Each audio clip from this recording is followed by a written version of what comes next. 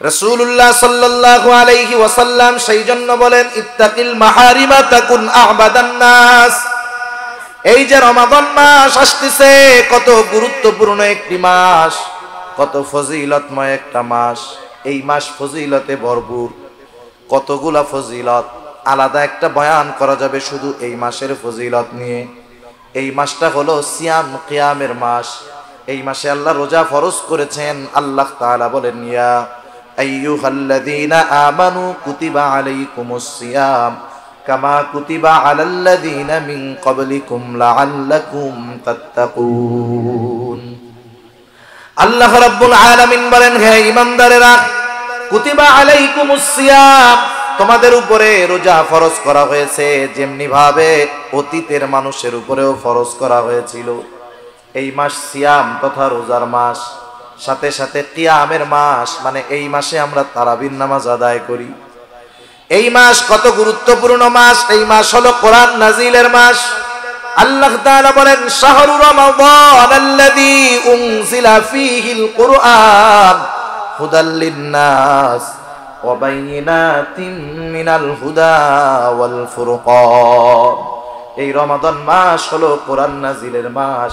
আর সেই কোরআন কি? কোরআন হলো পার্থক্য, সত্য মিথ্যার মধ্যে পার্থক্য নির্ণয়কারী। কোরআন হলো ফুরকান। তাহলে এই মাস সিয়াম কিয়ামের মাস, এই মাস কোরআন নাজিলের মাস। শুধু তাই না, এই মাস কত বরকতময় মাস। এই মাসে আল্লাহর নবী বলেন, আসমানের দরজাগুলো খুলে দেওয়া হয়, রহমতের দরজাগুলো খুলে দেওয়া হয়, জান্নাতের দরজাগুলো খুলে দেওয়া হয়, জাহান্নামের দরজাগুলো বন্ধ করে দেওয়া হয়। এই মাসে শয়তানকে শিকলে আবদ্ধ করা হয়। শুধু তাই না, এই মাসে আল্লাহ তাআলা বান্দার গুনাহ মাফ করান সহজে। শুধু তাই না, এই মাসে আমল যদি ছোট করা হয়, প্রতিদান বড় দেওয়া হয়। কত অফারের মাস। এই মাসে আমরা অনেক মানুষ ইবাদত করব, রোজা রাখবো না ইনশাআল্লাহ? আমরা রোজা রাখবো, কিন্তু সমস্যা হলো কোথায়? আল্লাহর রাসূল সাল্লাল্লাহু আলাইহি ওয়াসাল্লাম রোজার ব্যাপারে কত ফজিলত, রমজান মাসের ফজিলত, রোজার ফজিলত, কত ফজিলত রোজার। রাসূল আকরাম সাল্লাল্লাহু আলাইহি ওয়াসাল্লাম বলেন, আল্লাহ তাআলা বলেছেন, আস-সাওমু লি ওয়া আনা আজজি বি। নবীজি বলেন, আল্লাহ তাআলা বলেন, সাওম হলো আমার জন্য, এর প্রতিদান আমি আল্লাহ নিজেই দিব। ওয়াযাক্কির ফাইন্নায যিকরা তানফাউল মুমিনিন। আল্লাহ রাব্বুল আলামিন বলেন, নবীকে আপনি নসিহত করেন, উপদেশ দেন। কেন নসিহত করবেন, কেন উপদেশ দিবেন? আল্লাহ রাব্বুল আলামিন বলেন, ফাইন্নায যিকরা তানফাউল মুমিনিন। কারণ ওয়াজ, নসিহত, উপদেশ, এটা হলো মুমিনের জন্য উপকারী। রাসূল আকরাম সাল্লাল্লাহু আলাইহি ওয়াসাল্লাম সেই জন্য নসিহত করেছেন। আল্লাহ রাব্বুল আলামিন যে শুধু রাসূলুল্লাহ সাল্লাল্লাহু আলাইহি ওয়াসাল্লামকে নসিহত করতে বলেছেন, বিষয়টা এমন নয়। বরং পবিত্র কোরআনুল কারীমের মধ্যে আল্লাহ রাব্বুল আলামিন বান্দার জন্য ওয়াজ করেছেন। কোরআনুল কারীমের মধ্যে ৬৬৬৬ আয়াত, কেউ বলেন ৬৬২৩ আয়াত। আয়াতের সংখ্যা যেটাই হোক না কেন, কোরআনুল কারীমের মধ্যে ৫০০ আয়াত হলো বিধানাবলী সংক্রান্ত, বাকি ৬১০০-র উপরে আয়াত এগুলা ওয়াজ, নসিহত, উপদেশ, বিভিন্ন রকমের ঘটনা, নবীদের ঘটনা, অতীতকালীন বিভিন্ন জাতির ঘটনা, যারা আল্লাহ তাআলার অবাধ্য হয়েছিল, এমন কিছু নাফরমান ফেরাউন, নমরুদ, হামান, কারুনের ঘটনা। আবার অতীতে যারা আল্লাহ রাব্বুল আলামিনের আদেশ মেনেছিল, এইরকম কিছু মানুষের ঘটনা, আসহাবে কাহাফের ঘটনা, আসহাবে ফিলের ঘটনা। আল্লাহ রাব্বুল আলামিন এগুলা বর্ণনা করেছেন, আমাদেরকে ওয়াজ করেছেন, নিজে তো ওয়াজ করেছেন, রাসূলুল্লাহ সাল্লাল্লাহু আলাইহি ওয়াসাল্লামকে ওয়াজ করার জন্য আদেশ করেছে। কেন ওয়াজ করার জন্য আদেশ? কারণ আল্লাহ তাআলা বলেন, ফাইন্নায যিকরা তানফাউল মুমিনিন। কারণ ওয়াজ, নসিহত, উপদেশ এটা হলো মুমিনের জন্য উপকারী।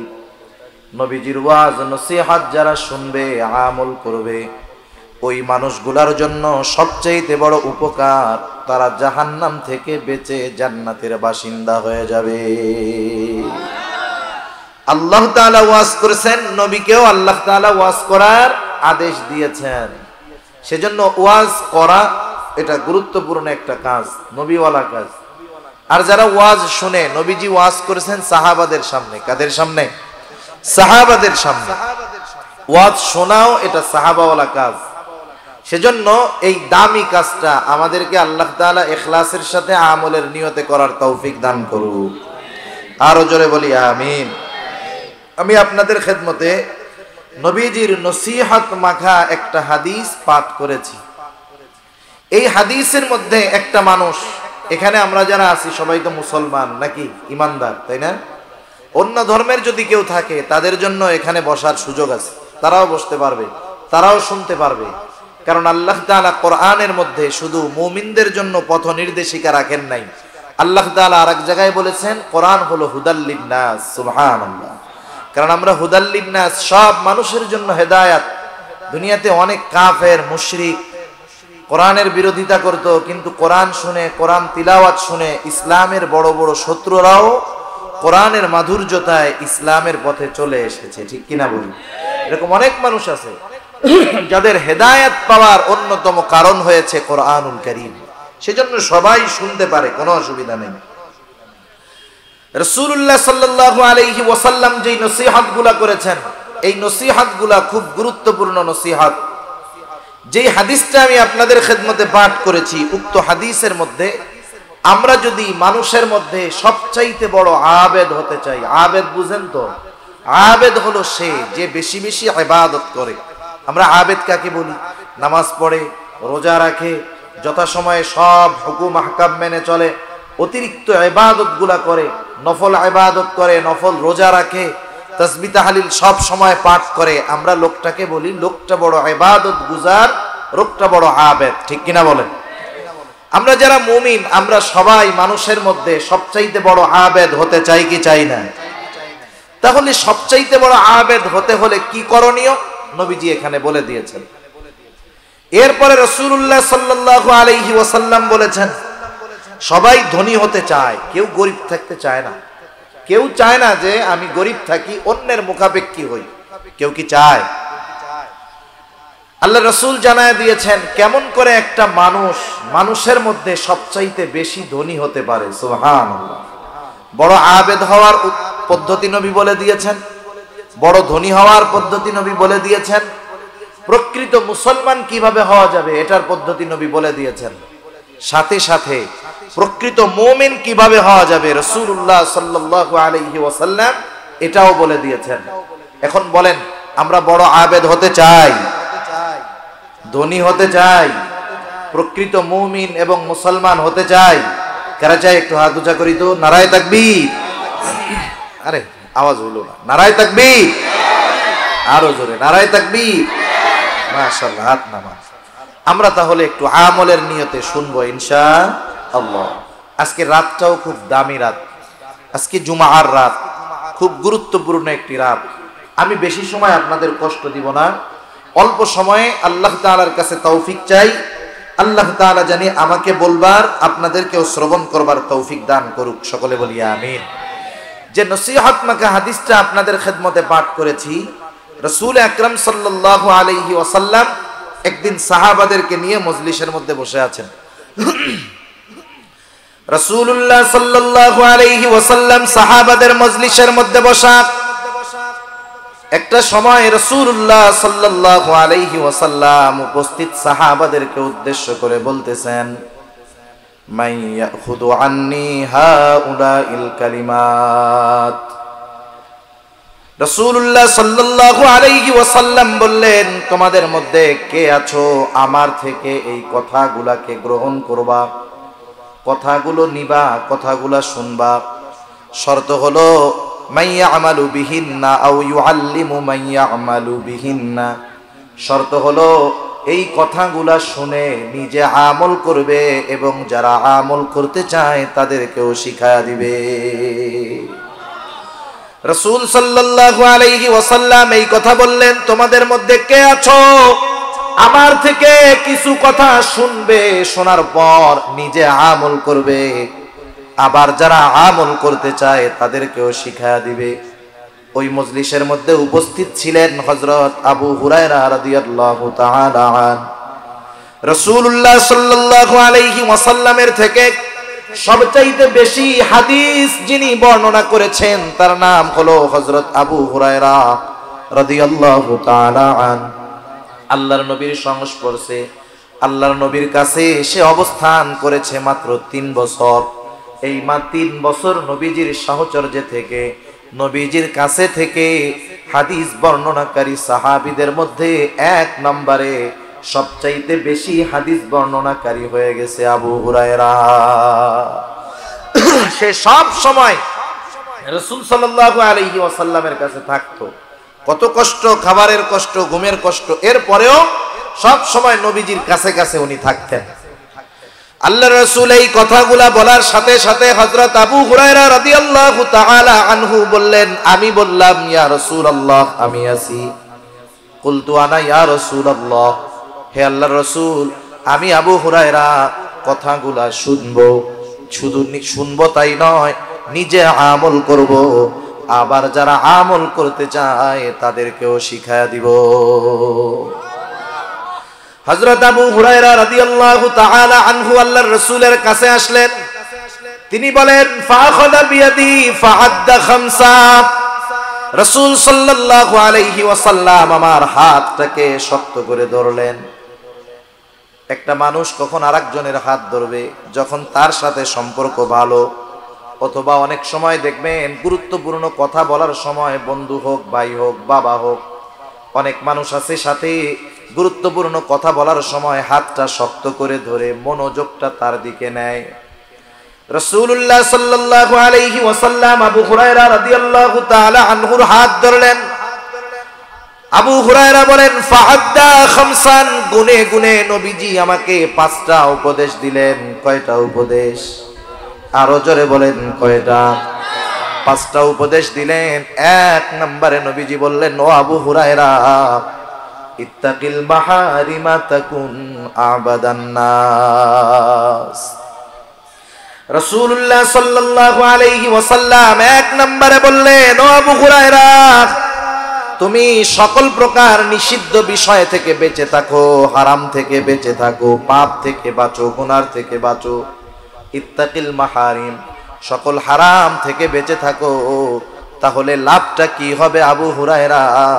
যদি তুমি সব হারাম থেকে, নিষিদ্ধ বিষয় থেকে বাঁচতে পারো, তাকুন আবাদান নাস, তুমি নিষিদ্ধ বিষয়, হারাম জিনিস থেকে বাঁচো, তাহলে তুমি মানুষের মধ্যে সবচাইতে বড় আবেদ হয়ে যাবা। আর আমরা আবেদ কাকে বলি? যে নামাজ পড়ে, রোজা রাখে, তাহাজ্জুদ পড়ে, আওয়াবিন পড়ে, ইশরাক পড়ে, তাসবিহ তাহলিল পড়ে, সব নফল ইবাদত করে। আমরা মনে করি তারা আবেদ। এগুলা করার জন্য যে অনুৎসাহিত করা হচ্ছে তা না। সমস্যাটা কোথায় একটু বুঝেন। এগুলাও করে, আবার গুনাহও করে। লোক আছে না নাই? মনে করেন এমন মানুষ হয়তো আপনাদের এলাকায়ও থাকতে পারে, আমাদের এলাকায়ও আছে, নিজে 5 ওয়াক্ত নামাজ যথা সময়ে পড়ে, কোনো নফল নামাজ বাদ যায় না, নফল রোজাগুলা বাদ যায় না, প্রতি সোম বৃহস্পতিবার রোজা রাখে, আইয়াম বিদের নফল রোজাগুলা রাখে, আবার হজও করেছে, তাসবিহ তাহলিল সব সময় পাঠ করে, সে পরিপূর্ণ ইবাদতের মধ্যে থাকে, কিন্তু তার স্ত্রী, তার কন্যা পর্দা করে না। এমন ইবাদতওয়ালা লোক আছে না নাই? মনে রাখতে হবে, এই লোকটা যদিও ইবাদত করতেছে কিন্তু গুনাহ ছাড়তে পারে নাই, পরিবারকে গুনাহ থেকে বিরত রাখতে পারে নাই, প্রকৃত পক্ষে লোকটা আবেদ হতে পারে না। সেজন্য নিষিদ্ধ বিষয় থেকে বাঁচলে আবেদ হওয়া যায়। রাসূলুল্লাহ সাল্লাল্লাহু আলাইহি ওয়াসাল্লাম সেই জন্য বলেন, ইত্তাকিল মাহারিমা তাকুন আবাদান নাস। এই যে রমাদান মাস আসতেছে, কত গুরুত্বপূর্ণ একটি মাস। কত ফজিলতময় একটা মাস। এই মাস ফজিলতে ভরপুর, কতগুলা ফজিলত, আলাদা একটা বয়ান করা যাবে শুধু এই মাসের ফজিলত নিয়ে। এই মাসটা হলো সিয়াম কিয়ামের মাস। এই মাসে আল্লাহ রোজা ফরজ করেছেন। আল্লাহ তাআলা বলেন, ইয়া আইয়ুহাল্লাযীনা আমানু কুতিবা আলাইকুমুস সিয়াম কামা কুতিবা আলাল্লাযীনা মিন ক্বাবলিকুম লাআল্লাকুম তাত্তাকুন। আল্লাহ রাব্বুল আলামিন বলেন, হে ঈমানদারেরা, কুতিবা আলাইকুমুস সিয়াম, তোমাদের উপরে রোজা ফরজ করা হয়েছে যেমনি ভাবে অতীতের মানুষের উপরেও ফরজ করা হয়েছিল। এই মাস সিয়াম তথা রোজার মাস, সাথে সাথে কিয়ামের মাস, মানে এই মাসে আমরা তারাবির নামাজ আদায় করি। এই মাস কত গুরুত্বপূর্ণ মাস। এই মাস হলো কোরআন নাজিলের মাস। আল্লাহ তাআলা বলেন, শাহরু রমাদান আল্লাযী উনজিলা ফীহিল কুরআন হুদাল লিন-নাস ওয়া বাইয়িনাতিন মিনাল হুদা ওয়াল ফুরকান। এই রমাদান মাস হলো কোরআন নাজিলের মাস। আর সেই কোরআন কি? কোরআন হলো পার্থক্য, সত্য মিথ্যার মধ্যে পার্থক্য নির্ণয়কারী। কোরআন হলো ফুরকান। তাহলে এই মাস সিয়াম কিয়ামের মাস, এই মাস কোরআন নাজিলের মাস। শুধু তাই না, এই মাস কত বরকতময় মাস। এই মাসে আল্লাহর নবী বলেন, আসমানের দরজাগুলো খুলে দেওয়া হয়, রহমতের দরজাগুলো খুলে দেওয়া হয়, জান্নাতের দরজাগুলো খুলে দেওয়া হয়, জাহান্নামের দরজাগুলো বন্ধ করে দেওয়া হয়। এই মাসে শয়তানকে শিকলে আবদ্ধ করা হয়। শুধু তাই না, এই মাসে আল্লাহ তাআলা বান্দার গুনাহ মাফ করান সহজে। শুধু তাই না, এই মাসে আমল যদি ছোট করা হয় প্রতিদান বড় দেওয়া হয়। কত অফারের মাস। এই মাসে আমরা অনেক মানুষ ইবাদত করব, রোজা রাখবো না ইনশাআল্লাহ? আমরা রোজা রাখবো, কিন্তু সমস্যা হলো কোথায়? আল্লাহর রাসূল সাল্লাল্লাহু আলাইহি ওয়াসাল্লাম রোজার ব্যাপারে কত ফজিলত, রমজান মাসের ফজিলত, রোজার ফজিলত, কত ফজিলত রোজার। রাসূল আকরাম সাল্লাল্লাহু আলাইহি ওয়াসাল্লাম বলেন, আল্লাহ তাআলা বলেছেন, আস-সাওমু লি ওয়া আনা আজজি বি। নবীজি বলেন, আল্লাহ তাআলা বলেন, সাওম হলো আমার জন্য, এর প্রতিদান আমি আল্লাহ নিজেই দিব। শুধু তাই না, রাসূলুল্লাহ সাল্লাল্লাহু আলাইহি ওয়াসাল্লাম আরো কত ফজিলতের কথা জানান। আল্লাহর নবী বলেন, ইন্না ফিল জান্নাতি বাবান ইউকালু লাহুর রায়্যান। নবীজি বলেন, জান্নাতের মধ্যে স্পেশাল একটা দরজা আছে, সেই দরজার নাম হলো রায়্যান। এই দরজা দিয়ে অন্য কেউ ঢুকতে পারবে না। এটা রোজাদারদের জন্য স্পেশাল দরজা, রোজাদারদের জন্য স্পেশাল দরজা। ওই কিয়ামতের দিন ওই দরজার মধ্যে ফেরেশতা দাঁড়ায় থাকবে আর ডাকতে থাকবে, আইনাস সাইমুন, কোথায় রোজাদারেরা, আসো। রোজাদারেরা ওই দরজা দিয়ে ঢুকবে, দরজা বন্ধ হয়ে যাবে। রোজাদার ব্যতীত ওই দরজা দিয়ে আর কেউ ঢুকতে পারবে না। শুধু তাই না, রাসূল আকরাম সাল্লাল্লাহু আলাইহি ওয়াসাল্লাম আর হাদিসের মধ্যে বলেন, আল্লাহ রাব্বুল আলামিনের নবী জানায় দেন, আস-সাওমু জুন্নাতুন, সাওম হলো ঢাল স্বরূপ। মানুষ যেমন নিজেকে শত্রুর অস্ত্রের থেকে ঢালের দ্বারা নিজেকে যেমন হেফাজত করে, রোজাদার কিয়ামতের দিন তার রোজার দ্বারা নিজেকে জাহান্নামের আগুন থেকে হেফাজত করবে। কত ফজিলত। রোজাদার না খায়া থাকলে একটা গন্ধ হয় গালে। অনেকে বুঝে না, অনেকে মনে করে রোজার দিন তো মুখে গন্ধ হইলে আল্লাহর কাছে খুব ভালো লাগে। এই চিন্তা কইরা মেসওয়াকও বাদ, বেরাসও বাদ, কিছুই করে না। আছে না এরকম? খবরদার, এই চিন্তা করা যাবে না যে মুখের গন্ধ। না না, সারাদিন না খাইলে পাকস্থলী যখন শুকনা থাকে, খালি হয়ে যায়, একটা গন্ধ সৃষ্টি হয়। দাঁত না মাজার কারণে ওই গন্ধটা না, সেজন্য মেসওয়াক করতে হবে রোজার দিনে, কোনো সমস্যা নেই।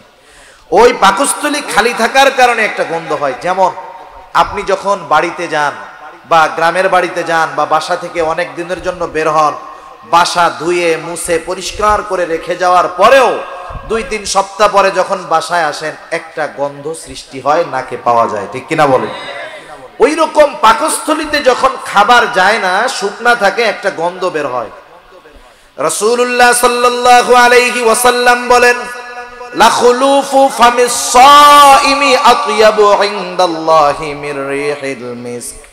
নবীজি বলেন রোজাদার রোজা রাখার কারণে, না খাওয়ার কারণে যেই গন্ধ হয়, মুখের মধ্যে যেই গন্ধ সৃষ্টি হয়, নবীজি বলেন ওই গন্ধটা আল্লাহ তাআলার কাছে মিশক আম্বরের চাইতেও বেশি প্রিয়। লাখুলুফু ফামিস সাইমি আতয়াবু ইনদাল্লাহি মির রিহিল মিস্ক। রোজার আরো ফজিলত আছে, অভাব নাই ফজিলতের। এই যে রোজাটা যে আমরা রাখবো, সমস্যা হলো কি জানেন, আমরা রোজাটাকে মনে করি যে রোজা না খায়া থাকার নাম। সেহরি খাইলাম, সারাদিন যা খুশি করলাম, খালি খাইলে আর পান না করলে হলো, আর ইফতারির সময় ইফতার করলাম, আমি রোজাদার না। সম, সম আরবি, রোজা ফার্সি। আর সম শব্দের অর্থ হলো আল ইমসাকু আনিশ শাই, কিছু জিনিস থেকে বিরত থাকা, খাওয়া, স্ত্রীর কাছে যাওয়া, পান করা, এগুলা থেকে বিরত থাকা, সাথে সাথে আরো কিছু বিষয় থেকে বিরত থাকতে হবে। নবীজি এক হাদিসের মধ্যে বলেন কারো রোজা হয় শুধু না খেয়ে থাকার নামান্তর। তারা সারাটা দিন না খেয়ে থাকে, এটাই হয়, বাকি কিছু হয় না। কারণ কি? কারণ ওই আল্লাহর বান্দা না খেয়ে আছে, রোজাও আছে, আবার মিথ্যা কথা বলতেছে, গুনাহ করতেছে, চোখের গুনাহ করতেছে, হাতের গুনাহ করতেছে, জবানের গুনাহ করতেছে, অন্যর হক নষ্ট করতেছে।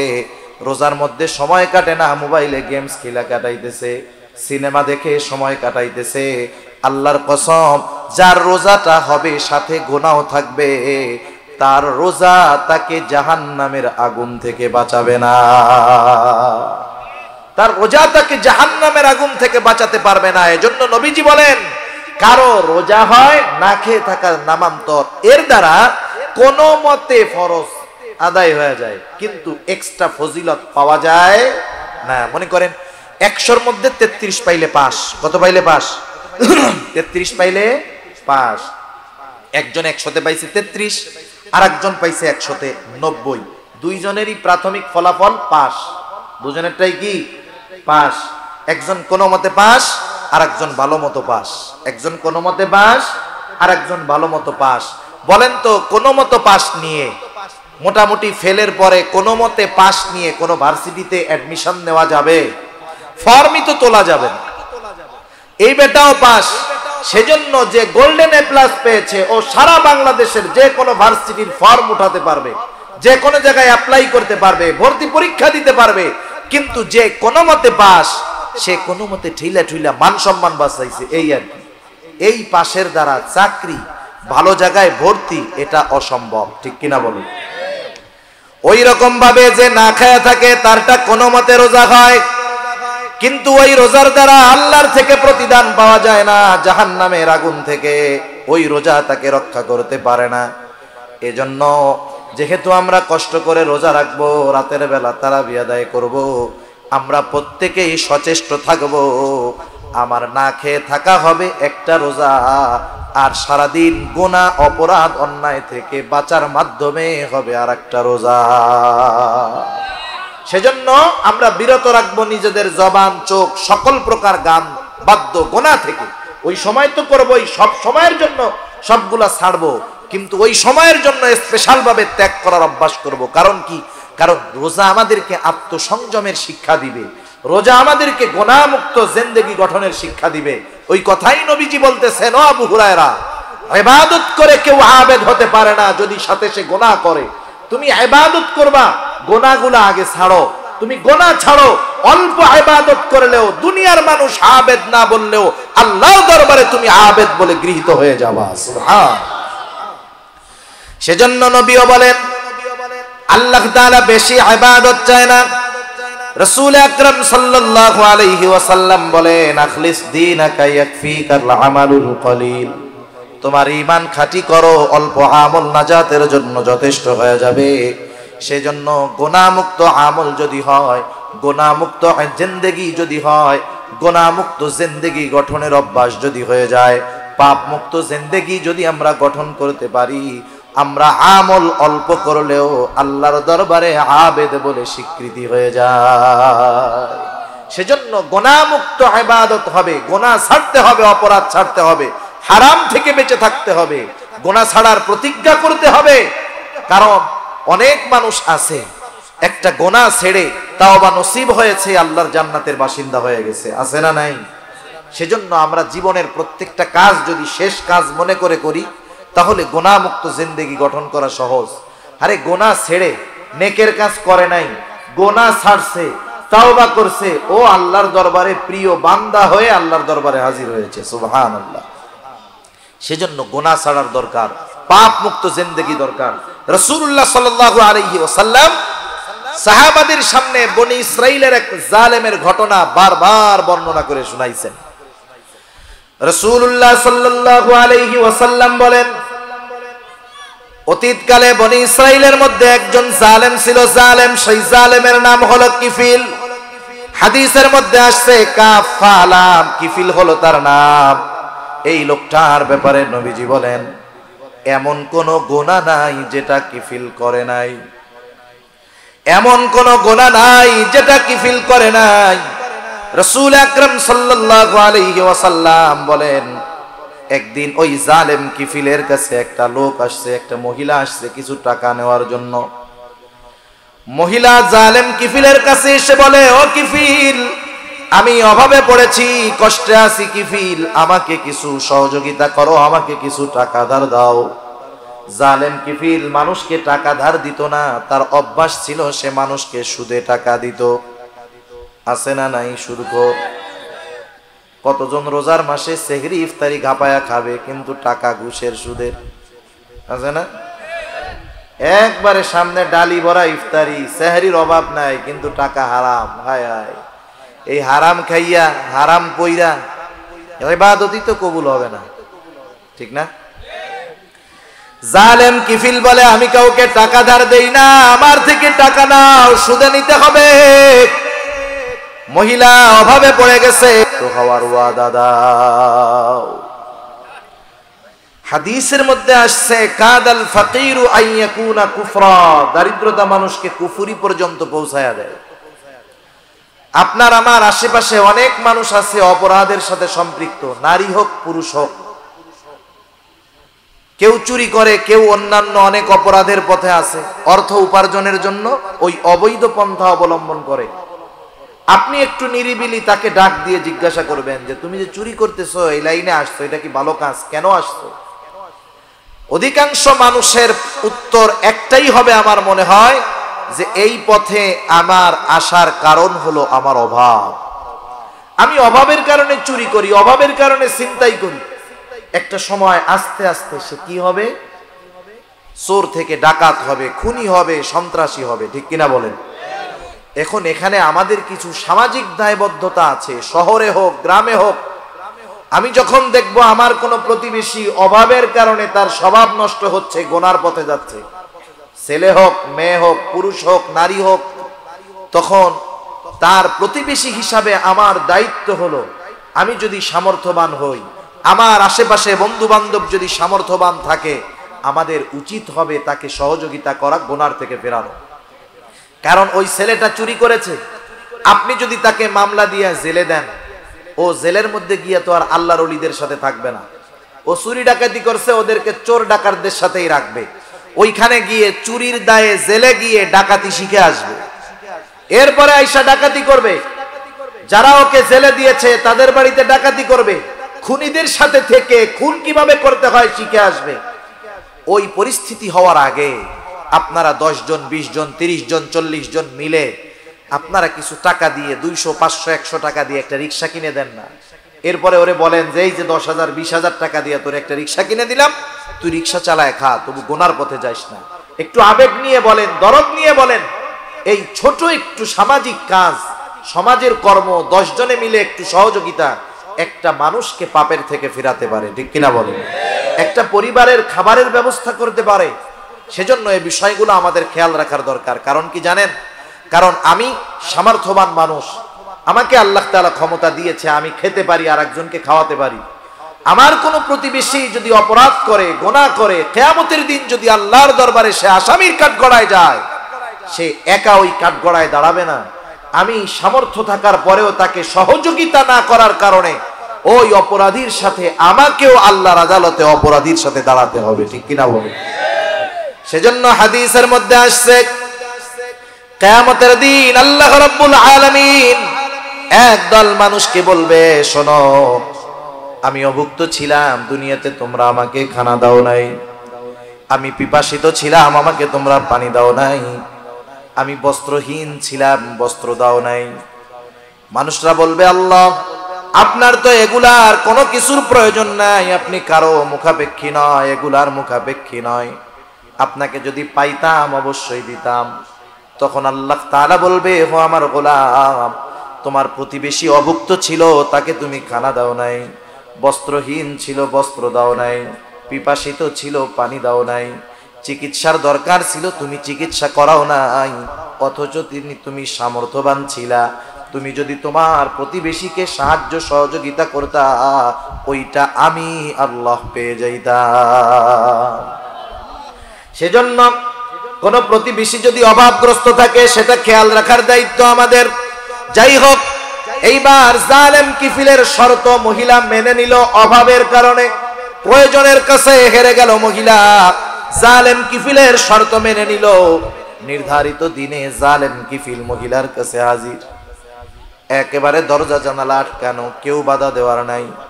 জালেম কিফিল সে তার কর্ম করার জন্য প্রস্তুতি নিচ্ছে, আর মহিলা থরথর করে কাঁপতেছে, মহিলার দেহটা থরথর করে কাঁপতেছে। কিফিল মহিলার অবস্থা দেখে বলে, ও মহিলা, তুমি কাঁপো কেন? আমি তো তোমাকে জোর করি নাই, তুমি নিজে আমার শর্ত মেনে নিয়ে টাকা নিয়েছো, আমি তোমার উপরে কোনো প্রেসার ক্রিয়েট করি নাই। এইবার মহিলা বলতেছে, ও কিফিল, আমি তো কোনোদিন এই গুনাহ করি নাই, পাপের সাথে জড়াই নাই। ও কিফিল, আমার তো বড় ভয় হয়। ও কিফিল, তোমার সাথে জিনা করার পর আমি না জানি যদি মারা যাই, তাহলে কিয়ামতের দিন আল্লাহ রাব্বুল আলামিনের দরবারে আমি জিনাকারদের কাতারে আমাকে দাঁড়াতে হবে। আমি কান্না করতেছি আল্লাহর ভয়। কার ভয়? জোরে বলেন, কার ভয়? আল্লাহ তাআলার ভয়। জালেম কিফিলের একটা কথায় হয়তো অন্তরের পরিবর্তন চলে আসছে। সে হয়তো চিন্তা করছে, দেখো, আমি জীবনে কোন গুনাহ নাই করলাম না, অথচ মহিলা একটা গুনাহ করবে, তাও ইচ্ছা করে নয়, বাধ্য হইতেছে করতে, তাই তার এত ভয়। আর আমার জিন্দেগি তো গুনাহ ছাড়া কিছু নাই। তার মধ্যে তাওবার অনুভূতি, তাওবার অনুশোচনা জাগ্রত হলো, গুনার থেকে ফিরলো, তাওবা করলো। মহিলাকে টাকাগুলা দিয়া কাপড় পরে বলতেছে, ও মহিলা, তোমাকে টাকাগুলো আমি সদকা করে দিলাম, 60 দিরহাম ধার নিয়েছিল, সদকা করে দিলাম। আর শুনে রাখো, আজকে থেকে আমি আর কোনো গুনাহ করব না, পাপ করব না। জালেম কিফিল তওবা করে বাড়িতে চলে গেল। ঘটনাক্রমে রাতের বেলায় দুনিয়া থেকে চলে গেল জালেম কিফিল। এলাকায় যদি কোনো জালেম মারা যায়, যার অত্যাচার জুলুমে এলাকার মানুষ নির্যাতিত, নিষ্পেষিত, নিপীড়িত, এরকম কিছু জালেম কিছু কিছু এলাকায় আছে না নাই? ও বাইসা থাকলে ওরে জোরে সালাম দেয় ভয়ে। মানুষকে সম্মান কয়েক কারণে করে, একটা করে তার ব্যক্তিত্বের কারণে, আর একটা করে তার ভয়ে, ঠিক না? মনে করেন অনেক সময় আপনারা মুরব্বীদেরকে সালাম দেন, দুর্বল মানুষ, কেন সালাম দেন? সম্মানের কারণে। ওলামায়ে কেরাম সম্মান করেন, সালাম দেন সম্মানের কারণে। অনেক সময় কাল্লু মস্তানরেও সালাম দেন, দেন না? কেন দেন? ভয়ে, না জানি সালাম না দিলে কোন সময় কি করে বসে, তার ঠিক আছে। সেজন্য মানুষ জালেমদেরকেও সম্মান করে ভয়ে। ওই ধরনের কোন জালেম যদি মারা যায়, অনেক মানুষ মারা গেলে দোয়া পড়ে ইন্না লিল্লাহ, কিন্তু ওই ধরনের কোন জালেম মারা গেলে মুখে ইন্না লিল্লাহ, অন্তরে বলে আলহামদুলিল্লাহ, ঠিক কিনা বলে? জালেম কিফিল মারা গেছে, এলাকার মধ্যে খবর ছড়ায় গেছে কিফিল মারা গেছে, এলাকার মানুষ খুশি, কিন্তু কিফিল তো গত রাত্রে তওবা করছে। হাদিসের মধ্যে আসছে, আল্লাহ রাব্বুল আলামিন কিফিলের দরজার মধ্যে কুদরতি ভাবে লিখে দিয়েছে, তোমরা কিফিলকে জালেম বলো না, কিফিল তওবা করেছে, আমি আল্লাহ কিফিলের গুনাহগুলা ক্ষমা করে দিয়েছি। তাহলে দেখেন গোনা ছাড়ার মাধ্যমে আল্লাহর বন্ধু হওয়া যায়, আল্লাহর ওলি হওয়া যায়, বড় আবেদ হওয়া যায়।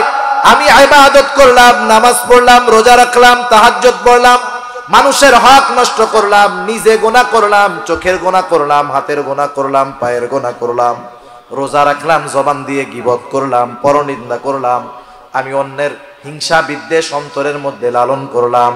এই যে ইবাদত করলাম, এই ইবাদত গুলা আমাকে আবেদ বানাতে পারবে না যতক্ষণ না আমি গোনা ছাড়বো। সেজন্য গোনামুক্ত জিন্দেগি গঠন করতে হবে। যে কোনো পাপ করার আগে চিন্তা করতে হবে যে এই পাপটা করতে করতে আমি যদি মারা যাই।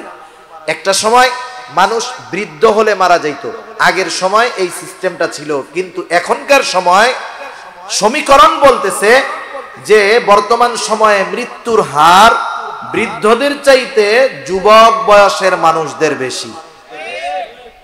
যুবক মানুষের মৃত্যুর হার বেশি, অ্যাক্সিডেন্ট করে মরে, স্ট্রোক করে মরে, বিভিন্ন নেশাদ্রব্য পান করার মাধ্যমে মরে। সর্বসাকুল্য যুবক তরুণ প্রজন্মের মধ্যে মৃত্যুর হার বেশি। মনে করেন আপনি সিনেমা দেখতেছেন একা একা এক রুমে, কেউ দেখতেছে না, এটা দেখতে দেখতে যদি আপনি মারা যান, বলেন তো ওইখানে তো গুনাহ হবে, রহমতের ফেরেশতা আসতে পারবে? তাহলে এই মৃত্যুটা কেমন মৃত্যু হবে? আপনি রাতে ঘুম আসতেছে না, কানের মধ্যে ইয়ারফোন দিয়ে, হেডফোন দিয়ে আপনি গান শুনতে শুনতে ঘুমাচ্ছেন। এই ঘুম তো আপনার জীবনের শেষ ঘুম হতে পারে। আপনি কি করতে করতে ঘুমাইলেন চিন্তা করেন তো। ইমানি মৃত্যু সম্ভব? আপনি বাসে গেছেন, রোড অ্যাক্সিডেন্টে মারা যায়, আমরা তো দোয়া করি আল্লাহ তার শহীদের দরওয়াজা দিয়েন, শহীদের মর্তবা দিয়েন, কিন্তু ও যখন বাস অ্যাক্সিডেন্ট করতেছিল তখন গান শুনতে শুনতে ঘুমাইতেছিল। সেজন্য গোনাহ ছাড়তে হবে আগে, গোনাহ ছাড়া বড় আবেদ হওয়া যায় না। এজন্য রাসূলুল্লাহ সাল্লাল্লাহু আলাইহি ওয়াসাল্লাম এক নম্বরে বললেন, ইত্তাকিল মাহারিমা তাকুন আ'বাদান নাস। ও আবু হুরায়রা, তুমি নিষিদ্ধ বিষয়গুলা ছাড়ো, মানুষের মধ্যে বড় আবেদ হয়ে যাবা। আর একটা হাদিস আপনাদেরকে শোনাই। রাসূল আকরাম সাল্লাল্লাহু আলাইহি ওয়াসাল্লাম একদিন ফজরের নামাজের পূর্বে মসজিদে নববীর মধ্যে বসে আছেন। ফজরের নামাজের পূর্বে হঠাৎ করে রাসূলুল্লাহ সাল্লাল্লাহু আলাইহি ওয়াসাল্লাম বলতেছেন, শোনো, এখন যেই ব্যক্তি দরজা দিয়ে ঢুকবে সে জান্নাতি। নবীজি ঘোষণা দিলেন, এখন যেই ব্যক্তি দরজা দিয়ে ঢুকবে সে জান্নাতি। এই ঘোষণা দেওয়ার সাথে সাথে সবার নজর দরজার দিকে, কোন আল্লাহর বান্দা ঢুকতেছে। সবাই দরজার দিকে তাকায় দেখলো একজন লোক ঢুকছে। যেই লোকটার অজুর পানি দাড়ি বেয়ে বেয়ে পড়তেছে আর বাম হাতের মধ্যে তার জুতা। এই লোকটা মসজিদের দরজা দিয়ে ঢুকলো। প্রথম দিন গেল, দ্বিতীয় দিন আবার রাসূলুল্লাহ সাল্লাল্লাহু আলাইহি ওয়াসাল্লাম বলতেছেন ফজরের নামাজের পূর্বে, এখন যেই ব্যক্তি দরজা দিয়ে ঢুকবে সে জান্নাতি। সবার নজর দরজার দিকে। দেখা গেল গতদিন যেই লোকটা যেই অবস্থায় ঢুকছিল আজকেও সে ঢুকছে। তার মানে অজুর পানি দাড়ি বেয়ে পড়তেছে আর হাতের মধ্যে জুতা নিয়ে মসজিদে ঢুকলো। 2 দিন চলে গেল। তৃতীয় দিন ফজরের নামাজের পূর্বে আবার রাসূলুল্লাহ সাল্লাল্লাহু আলাইহি ওয়াসাল্লাম বলেন, শোনো, এখন যেই ব্যক্তি দরজা দিয়ে ঢুকবে সে জান্নাতি। আবার তাকায় দেখে সবাই গত 2 দিন যে ঢুকছে আজকেও সে। এক লোকের ব্যাপারে নবীজির ঘোষণা পরপর 3 দিন যে লোকটা জান্নাতি, এই লোকটা যে জান্নাতি কোনো সন্দেহ আছে? কোনো সন্দেহ নেই। একজন সাহাবী, তার নাম হলো আব্দুল্লাহ ইবনে আমর ইবনুল আস রাদিয়াল্লাহু তাআলা। উনি চিন্তা করতেছেন এই লোকটার ব্যাপারে পরপর নবীজি 3 দিন জান্নাতি হওয়ার ঘোষণা দিল, ও যে জান্নাতি কোনো সন্দেহ নেই, কিন্তু ওর ব্যাপারে এমন ঘোষণা আসার কারণটা কি? আব্দুল্লাহ ইবনে আমর ইবনুল আস চিন্তা করলেন ওর বাড়িতে যাইতে হবে, থাকতে হবে, দেখতে হবে। আব্দুল্লাহ ইবনে আমর ইবনুল আস ওই লোকটার কাছে গিয়ে বলে, ও ভাই, আমি 3টা দিন তোমার বাড়িতে মেহমান হতে চাই, 3টা রাত তোমার বাড়িতে থাকবো। আমার খাবার টাবার কোনো কিছুর দরকার নাই, শুধু আমি 3টা রাত এশা থেকে ফজর তোমার বাড়িতে অবস্থান করব। লোকটা বলে ঠিক আছে, কোনো অসুবিধা নাই। এইবার এশার নামাজ পড়ে 2 জন একসাথে বাড়িতে চলে গেল। স্বাভাবিক আল্লাহওয়ালা বুজুর্গ যারা, বড় আবেদ যারা, তারা রাতের নিরিবিলি সময়টাকে আল্লাহ তাআলাকে বেশি ডাকে, ঠিক কিনা বলেন? এইবার ওই লোকটা অপেক্ষা করতেছে, আব্দুল্লাহ ইবনে আমর ইবনুল আস অপেক্ষা করতেছে যে লোকটা কখন ঘুম থেকে উঠবে আর তার স্পেশাল আমলগুলা শুরু করে দিবে। অপেক্ষায় আছে, সারা রাত জেগে থাকলো আব্দুল্লাহ ইবনে আমর ইবনুল আস, কিন্তু লোকটার ঘুম থেকে উঠার নামে কোনো খবর নাই। ফজরের আজান দিল আর ঘুম থেকে উঠলো। প্রথম দিন সারা রাত জেগে থাকলো কিন্তু কোনো আমল দেখলো না। দ্বিতীয় দিন রাত আবার চিন্তা করতেছে আজকে বুঝি কিছু আমল করতে পারে, হয়তো গতকাল কোনো কারণে ঘুম থেকে উঠতে পারে নাই। আবার সারা রাত সজাগ, এশার নামাজ পড়ে ঘুমায়, ফজরের নামাজে উঠে। চিন্তা করলো 2টা দিন চলে গেল, রাতে তো ঘুম থেকেই উঠলো না। এইবার তৃতীয় দিন অপেক্ষমান, সারা রাত সজাগ, আল্লাহর বান্দা আজকেও এশার নামাজ পড়ে ঘুমায়। এশার আজান না ফজরের আজান দিল আর ঘুম থেকে উঠলো। 3 দিন সারা রাত জেগে থেকে দেখলো কোনো আমল নাই। কি করলো সারা রাত? কিছুই না, খালি ঘুমাইছে। আব্দুল্লাহ ইবনে আমর ইবনুল আস রাদিয়াল্লাহু তাআলা আনহু উনার কৌতূহল আর দমন করে রাখতে পারেন নাই। এইবার লোকটাকে জিজ্ঞাসা করতেছে, ও ভাই, আমি পরপর 3টা রাত তোমার বাড়িতে অবস্থান করার কারণ হলো, আল্লাহর নবী, আমি তোমার বাড়িতে যেই 3 দিন অবস্থান করলাম তার আগের 3টা দিন ফজরের নামাজের পূর্বে তোমার ব্যাপারে জান্নাতি হওয়ার ঘোষণা দিয়েছেন। আমি একটু দেখতে চেয়েছিলাম তুমি কোন স্পেশাল আমল করো যার কারণে আল্লাহর নবী তোমার ব্যাপারে জান্নাতের সুসংবাদ দিয়ে দিলেন। এই স্পেশাল আমলটা দেখার জন্য আসলাম, কিন্তু তুমি তো এশার নামাজ পড়ে ঘুমাও আর ফজরের আজান দিলে উঠো, কারণটা কি? এইবার লোকটা বলে, শোনো ভাই, রাসূলুল্লাহ সাল্লাল্লাহু আলাইহি ওয়াসাল্লাম যদি আমার ব্যাপারে এমনটা বলে থাকেন তো আলহামদুলিল্লাহ। তুমি যে আশায় রাত্রি যাপন করেছো যে আমি কোনো স্পেশাল আমল করি নাকি, তুমি শুধু শুধু রাত জেগেছো। তুমি আমাকে ওই 3 দিন যেমনটা দেখেছো প্রতিটা দিন আমার এমন ভাবেই কেটে যায়। তার মানে আমি রাত্রে জাগিও না, কোনো নফল ইবাদত করি না।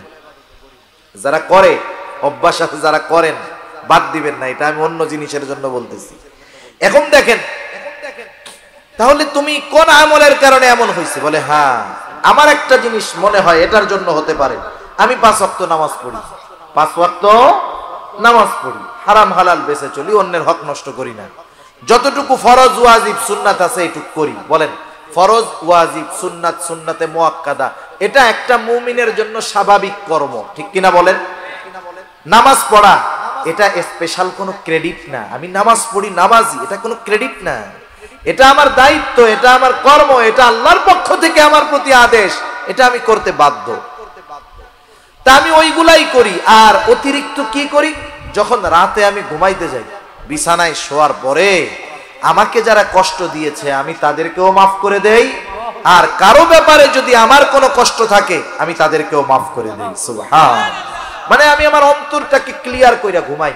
এখন বলেন, এই সাহাবী 5 ওয়াক্ত নামাজ পড়ছে, এতটুকু ফরজ ওয়াজিব সুন্নাত গুলা মেনে চলছে, আর এক্সট্রা ওই আমলটা করছে, অথচ এতটুকু আমল আল্লাহর রাসূল সাল্লাল্লাহু আলাইহি ওয়াসাল্লাম তার ব্যাপারে জান্নাতের সুসংবাদ দিয়ে দিয়েছেন। সুবহানাল্লাহ।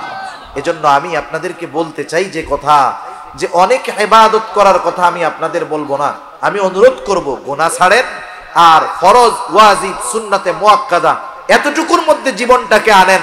আল্লাহর রাসূলের কথা অনুযায়ী তাকুন আ'বাদান নাস, মানুষের মধ্যে সবচাইতে বড় আবেদ হয়ে যাওয়া যাবে, ঠিক কিনা বলেন? আরে আবেদ দুনিয়ার মানুষ সার্টিফিকেট দিলে তো হবে না।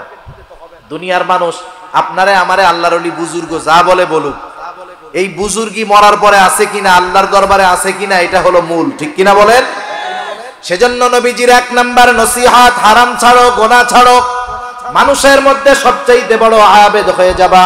2 নাম্বার নবীজি বলেন, ওয়া আরদা বিমা কসামাল্লাহু লাক তাকুন আগনান নাস। নবীজি বলেন, আল্লাহ তাআলা তোমার জন্য যতটুকু নির্ধারণ করে রাখছে, আল্লাহ তাআলা তোমার জন্য যতটুকু নির্ধারণ করে রাখছে ওইটুকুর উপরে তুমি সন্তুষ্ট থাকো। তার মানে এখানে স্বল্পে তুষ্টর শিক্ষা আমাদেরকে দেওয়া হচ্ছে। দেখবেন সমাজে অনেক মানুষ আছে, তার অঢেল টাকা নাই, বড় গাড়ি নাই, বাড়ি নাই, খুব কষ্টের মধ্যে জীবন যাপন করে, 3 বেলা কোনো মতে খায়, আলহামদুলিল্লাহ কোনো মতে একটা ঘরের মধ্যে থাকে। আপনি তাকে জিজ্ঞাসা করবেন, জিজ্ঞাসা করার সাথে সাথে লোকটা বলবে আলহামদুলিল্লাহ, আল্লাহ তাআলা আমাকে ভালো রাখছে। সে যে অবস্থায় আছে ওই অবস্থার উপরে সে সন্তুষ্ট, আল্লাহর দরবারে শুকরিয়া আদায় করতেছে। আরেকজন গাড়ি বাড়ি অভাব নাই, অনেক মিল ফ্যাক্টরি, আপনি তারে জিজ্ঞাসা করবেন কেমন আছে, ও মাথায় হাত দিয়া বলবে ভাই কি যে টেনশনে আছি জানেন না, এই 5টা 6টা ফ্যাক্টরি নিয়ে, ওই ব্যাংকের লোন, এই ব্যাংকের ঋণ, এইটার কাজ ওইটার কাজ, এর ঠেলায় আমার ঘুমই হয় না ভাই।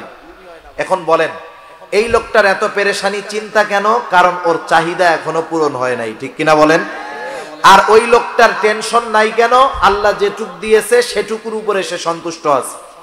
এজন্য মুমিনের অন্যতম একটি অভ্যাস হলো স্বল্পে তুষ্টতা, যতটুকু সে পাইছে ততটুকুতে সন্তুষ্ট। এজন্য দেখেন আমরা আমাদের ঈমানের ভিত্তিগুলোর মধ্যে একটা ভিত্তি হলো ওয়াল কদরি খাইরিহি ওয়া শাররিহি মিনাল্লাহি তাআলা, তাকদীরের ভালো মন্দ, মানে আমার গোটা জিন্দেগীর সব কল্যাণ অকল্যাণ, লাভ লোকসান সব কার তরফ থেকে হয়? আল্লাহর তরফ থেকে হয়। যেই মানুষগুলা তাকদীরের উপরে যথাযথ বিশ্বাস রাখে, তাকদীর একটি রহস্যময় জিনিস, সব কিছুর তালা চাবি খুলতে যাইতে হয় না, সব কিছু বোধগম্যতা হওয়ার যোগ্যতা মানুষকে আল্লাহ তাআলা দেন নাই। যদি মানুষ সব কিছুই বুঝতো আর বুঝে ঈমান আনতো, তাইলে ঈমান বিল গায়েবের কোনো দাম থাকতো না, ঠিক কিনা বলেন? আমরা আল্লাহকে না দেখে ঈমান আনছি, জান্নাত না দেখে বিশ্বাস করি, নবীকে দেখি নাই বিশ্বাস করি, ফেরেশতা দেখি নাই বিশ্বাস করি, তো যাই হোক তাকদীর দেখা যায় না বিশ্বাস করি। এজন্য যেই মানুষগুলা তাকদীর বিশ্বাস করে, আপনি যারা তাকদীর বিশ্বাস করে তারা কোনো সময় টেনশন, ডিপ্রেশন, চিন্তায় ভোগে না। ইদানিংকালে আপনারা যারা খবরাখবর দেখেন, অনেকে শুনতেছেন দেখতেছেন, আত্মহত্যার প্রবণতা এখন একটু বেশি বাড়ছে। শুধু তাই না, কেউ লাইভে আইসা আত্মহত্যা করতেছে, কেউ লাইভে আইসা নিজের গায়ে আগুন ধরায়া দিচ্ছে, কেউ পিস্তল দিয়ে মাথার খুলি গুলি মেরে খুলি ফালায়া দিচ্ছে, কেউ গলায় দড়ি নিয়ে মরতেছে, হরেক রকম পদ্ধতিতে আত্মহত্যা করতেছে, কেউ লাইভে আইসা ছাদ থেকে লাফ দিয়ে আত্মহত্যা করতেছে। আত্মহত্যা মানুষ কেন করে? ডিপ্রেশন, চিন্তা থেকে করে, ঠিক কিনা বলেন? এখন তাদের চিন্তাগুলা ভালো না মন্দ আমি সেটা জানি না, সেটা তাদের ব্যাপার, কিন্তু তাকদীরে যারা বিশ্বাস করে এরা কোনো সময় ডিপ্রেশনে ভুগতে পারে না। মনে করেন আপনি একটা কাজের জন্য চেষ্টা করলেন, বান্দা চেষ্টা করতে পারে কিন্তু গন্তব্যে পৌঁছানোর তৌফিক দেয় কে? যেমন যারা তাকদীরে বিশ্বাস করে তারা যখন কোনো চেষ্টা করে, ব্যবসায় হোক, চাকরি হোক, পড়াশোনা হোক, তারা তাদের সর্বোচ্চ চেষ্টার পরে যখন ওই কাজটা সফল হয় না তখন কি বলে? আমি আমার চেষ্টা করেছি কিন্তু আল্লাহ তাকদীরে লেখেন নাই, ঠিক কিনা বলেন? এতটুকুর দ্বারা সে তার সব চিন্তা, পেরেশানি, টেনশন দূর করে ফেলতে পারে। কিন্তু যারা তাকদীর অবিশ্বাস করে, যারা বলে চেষ্টাই সবকিছুর মূল, মেহনতই সবকিছুর মূল, তাকদীর কোনো কিছু নাই, আমার চেষ্টাই আমাকে সফলতায় পৌঁছায়া দিবে, এখন ওই লোকটা যখন চেষ্টা করতে করতে সফল হবে না, মূলত তার তাকদীরে নাই, সে তো তাকদীর বিশ্বাস করে না, ও যখন সফল হবে না ও টেনশনে পড়ে যাবে, ঠিক কিনা বলেন? তখন কি করবে? ওই যে লাইভে আইসা পিস্তল দিয়ে মাথায় গুলি করবে, এইটা করবে, সেটা করবে। এই কেন হয়? এটা হওয়ার অন্যতম একটি কারণ তাকদীর অবিশ্বাস এবং স্বল্পে তুষ্ট না হতে পারা। স্বল্পে তুষ্ট না হতে পারা। যার চাহিদা নাই সে হলো ধনী। মূলত ধনী কাকে বলে? যার চাহিদা নাই তাকে ধনী বলে। আল্লাহ যা দিছে আমার যথেষ্ট, তার মানে কি? চাহিদা নাই, ওই লোকটা ধনী। এজন্য নবী বলেন টাকা পয়সা যার আছে, সম্পদ গাড়ি বাড়ি যার আছে, সে ধনী হতে পারে না। কে ধনী? রাসূলুল্লাহ সাল্লাল্লাহু আলাইহি ওয়াসাল্লাম বলেন আল গিনা গিনান নাফস। নবীজি বলেন আত্মার ধনী, অন্তরের ধনী হলো প্রকৃত ধনী। যার চাহিদা আছে সে ধনী হতে পারে না, তার ধন সম্পদ তাকে ধনী বানাতে পারে না, কারণ চাহিদা যার বেশি সে ধনী হতে পারে না। এজন্য স্বল্পে তুষ্ট হওয়ার দরকার। আর আমার জন্য কতটুকু বরাদ্দ আছে, আমার রিজিক কতটুকু, আমার গাড়ি কতটুকু, আমার বাড়ি কতটুকু, আমার সম্মান কতটুকু হবে, আমি কতটুকু চেষ্টা করব, সব কিছু নির্ধারণ করে রাখছে কে? আমার দায়িত্ব চেষ্টা করা বৈধ পন্থায়, আল্লাহ দিলেও খুশি না দিলেও খুশি, যতটুকু আমি পাবো বুঝতে হবে ওটা আল্লাহর তরফ থেকে আমার জন্য বরাদ্দ। এজন্য আল্লাহর নবী বলেন, ও আবু হুরায়রা, ওয়া আরদা বিমা কাসামাল্লাহু লাক, তুমি ওইটুকুর উপরেই সন্তুষ্ট থাকো যতটুকু আল্লাহ তাআলা তোমার জন্য নির্ধারিত করেছে। তুমি যদি সন্তুষ্ট থাকতে পারো আবু হুরায়রা, তাকুন আগনান নাস, সন্তুষ্ট থাকো আর মানুষের মধ্যে সবচাইতে বড় ধনী হয়ে যাও। কারণ নবীজি বললেন, আল গিনা গিনান নাফস, অন্তরের ধনী হলো প্রকৃত ধনী। 3 নাম্বার নসিহত রাসূলুল্লাহ সাল্লাল্লাহু আলাইহি ওয়াসাল্লাম বলেন, ওয়া আহসিন ইলা জারিকা তাকুম মুমিনা। রাসূল সাল্লাল্লাহু আলাইহি ওয়াসাল্লাম বলেন, তুমি প্রতিবেশীর সাথে উত্তম আচরণ করো, তাহলে তুমি প্রকৃত মুমিন হয়ে যাবা। ওয়া আহসিন ইলা জারিক তাকুম মুমিনা। গ্রামে হোক আর শহরে হোক, আমাদের প্রতিবেশী কিছু মানুষ থাকে, থাকে কি থাকে না? প্রতিবেশী থাকে। প্রতিবেশীর একটা স্পেশাল হক আছে। প্রতিবেশী যদি অন্য ধর্মেরও হয় তারও একটা হক আছে। মুসলিমও যদি হয় হক আছে। অন্যান্য ধর্মাবলম্বী সে যদি আমার প্রতিবেশী হয় তারও একটা হক আমার উপরে আছে। 1 নাম্বার বিষয়, আমি কখনো প্রতিবেশীর কষ্টের কারণ হব না। আমি কখনো প্রতিবেশীর কষ্টের কারণ হব না। শহরের বাড়িতে তো বিশেষ করে পাশাপাশি রুমে অবস্থান করা হয়। আমার রুমে আমি ধুম সেট, এক সেটের মধ্যে সাউন্ড দিয়া গান শুনতেছি। কি আছে না এরকম? এমন গান শুনে জমিন সহ এরকম এরকম কাঁপে, জমিনও কাঁপে।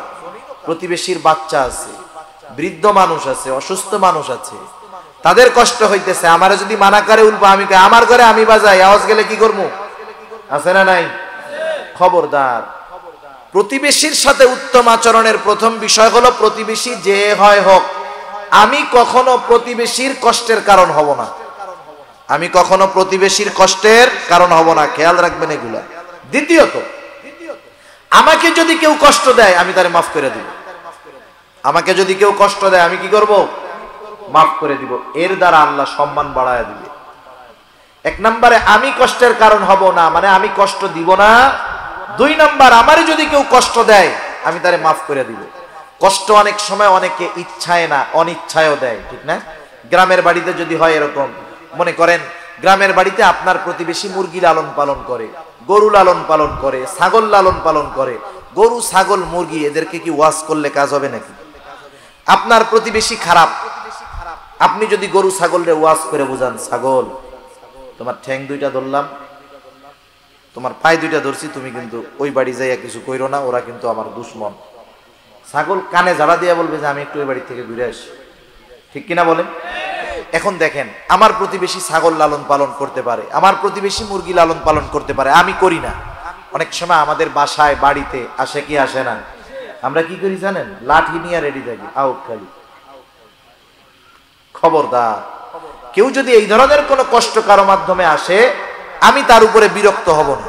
কারণ ছোট বাচ্চা অনেক সময় এসে কষ্ট দিতে পারে, মুরগির বাচ্চা আসতে পারে, ছাগলের বাচ্চা আসতে পারে। কিন্তু আফসোস, বরিশালের এক জায়গায় 2 বছর আগে কি হয়েছে, একটা হাঁস একজনের বাড়ি গেছে। হাঁস কেন আসলো এটা নিয়ে দুজনের মধ্যে গ্যাঞ্জাম, মারামারি লাগছে, একজন জায়গায় মারা গেছে। এখন বলেন, হাঁস যদি বুঝতো লোকটা এত খারাপ, তাহলে হাঁস যাইতো নাকি? যাইতো না। আমাদের পাশের বাড়ি সেই দিন দেখতেছি, এতকাল 2 ফ্যামিলির মধ্যে খুব ভালো সম্পর্ক, একজন একটা গরু পালে, ওই পাশে যায় আর ওই পাশের লোক ধুমসে বিড়ানি দেয়। এবার গ্যাঞ্জাম, মধ্যে দিয়ে কঠিন আকারে বেড়া দিয়ে দিয়েছে। অথচ চিন্তা করেন, আপনার বাসায়, আমার বাসায় আল্লাহ না করুক আগুন লেগে যদি যায়, আমার অমক আছে, তমক আছে, আমার ভাই এসপি, আমার ভাই ডিসি, আমি তো গ্রামে থাকি, তারা তো ঢাকা শহর থাকে। এখন আমার প্রতিবেশী আগুন লাগার পরে আমার সাথে সম্পর্ক ভালো নাই, ও প্রতিবেশী যদি চিন্তা করে ওর এসপি ডিসি ভাইদেরা তো পাওয়ার দেখায়, আমি বৈশা থাকি আল্লাহর নামে কম্বলের তলে, এসপি ডিসি এসে আগুন নেবা। এসপি ডিসি আসতে আসতে ওই ঘর আর ঘর থাকবে না, ছাই হয়ে যাবে, ঠিক কিনা বলেন? সেজন্য আমি যখন কোনো বিপদে পড়ি, আমার সাহায্যে আমার কোনো আত্মীয় আগে আসতে পারে না, আমার কোনো বন্ধু বান্ধব আসতে পারে না, আমার বড় চাকরিজীবী ভাই বন্ধু আসতে পারে না। আমার বিপদে সর্বপ্রথম আমার প্রতিবেশী চলে আসে আগে। আমি যদি অসুস্থ হয়ে যাই, আমাকে হাসপাতালে নেওয়ার প্রয়োজন, ওই গভীর রাতে আমার আত্মীয় স্বজন ঢাকায়, তারা যাইতে পারে না, কিন্তু আমার প্রতিবেশী আমাকে গাড়িতে করে হসপিটালে নিয়ে যায়। এই জন্য 1 নম্বরে আমি নিজে উত্তম প্রতিবেশী হব। আমি কারো কষ্টের কারণ হব না, কাউকে কষ্ট দিব না। কেউ যদি কোনোভাবে অনাকাঙ্ক্ষিতভাবে কারো দ্বারা যদি কষ্ট পাই, অবশ্যই অবশ্যই আমি তাকে মাফ করে দিব। মুরগি ছাগল আসে, আমরা কষ্ট পাবো না, তাদের প্রতি রাগ হব না, এর দ্বারা লাভ কি হবে? 1 নাম্বার, কষ্ট না দেওয়ার কারণে আমি উত্তম প্রতিবেশী হব।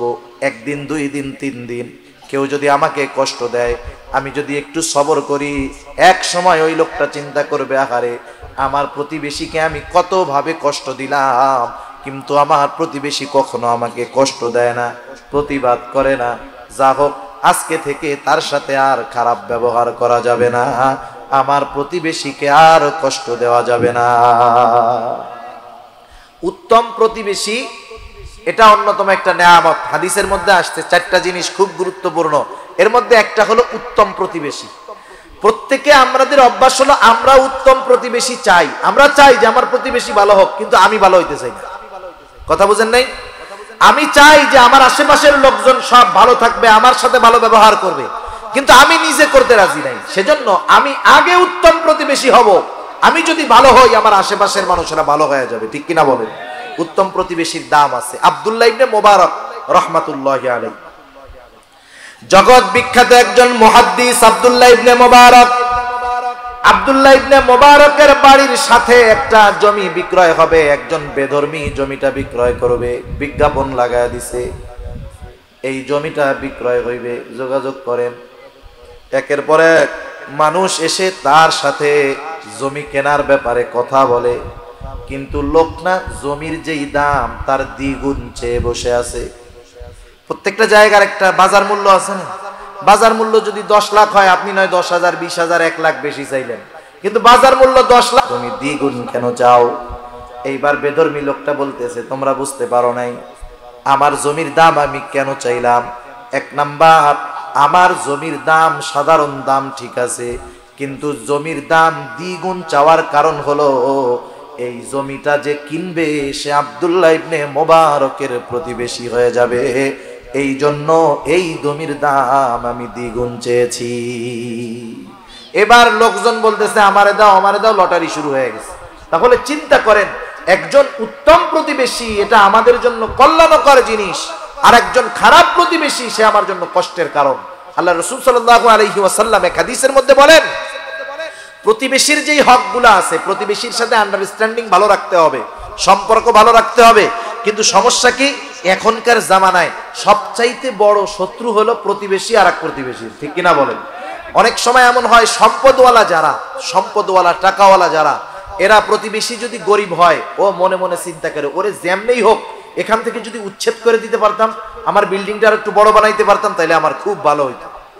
এই ধরনের চিন্তা কিছু মন মানসিকতা কিছু মানুষের আছে, এজন্য প্রতিবেশীরে কষ্ট দেয়। মনে করেন আপনি 3 তলায় থাকেন, শহরের বাড়িতে এই অবস্থাগুলো বেশি হয়। আপনি 3 তলায় থাকেন, নিচে টিন শেডওয়ালা লোক আছে না নাই? আপনি কি করেন, আপনার পোলার রাতের বেলা মুত আইছে, আপনি জানলা দিয়ে এখন আব্বা স্টার্ট দিয়ে দাও। এ ধরনের কাজ কাম করা যাবে? জানালা দিয়ে থুতু ফালাবেন না, কাশি ফালাবেন না, কারণ আপনার প্রতিবেশী ওইখানে আছে, এটা তার জন্য কষ্টের কারণ হবে। আল্লাহর রাসূল সাল্লাল্লাহু আলাইহি ওয়াসাল্লাম এগুলা নিষেধ করেছেন।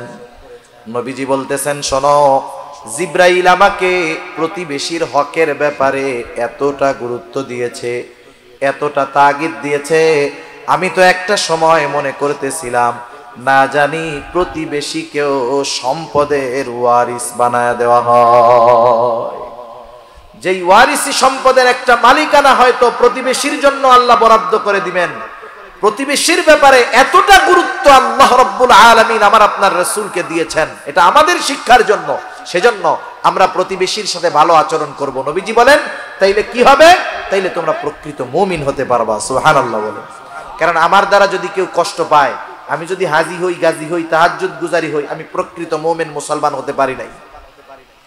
আমি আমার প্রতিবেশীকে কথার মাধ্যমে কষ্ট দেই, জবানের মাধ্যমে কষ্ট দেয়, হাত পা কথা অঙ্গ প্রত্যঙ্গের দ্বারা কষ্ট দেয়, আমি প্রকৃত মুমিন হতে পারি নাই।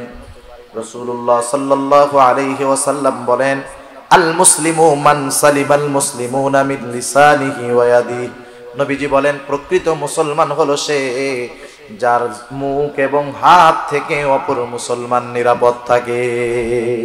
একটু নিজেকে নিজে প্রশ্ন করবেন যে আমার প্রতিবেশী, আমার মুমিন ভাই, আমার আত্মীয় স্বজন, এরা কি আমার জবানের থেকে মুক্ত? আমি কি তাদেরকে কোনো জবান দ্বারা কষ্ট দেই, অঙ্গ প্রত্যঙ্গের দ্বারা কষ্ট দেই? যদি দিয়ে থাকি তাইলে আমি প্রকৃত মুমিন হতে পারি নাই।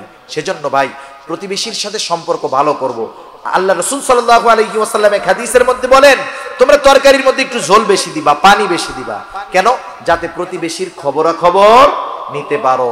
মনে করেন অনেক সময় হয় একজন মানুষ একটু টাকাওয়ালা আর একজন গরিব। টাকাওয়ালা মানুষ ওই গরিব মানুষের বাড়িতে কিছু খাবার সামগ্রী পাঠাইলো।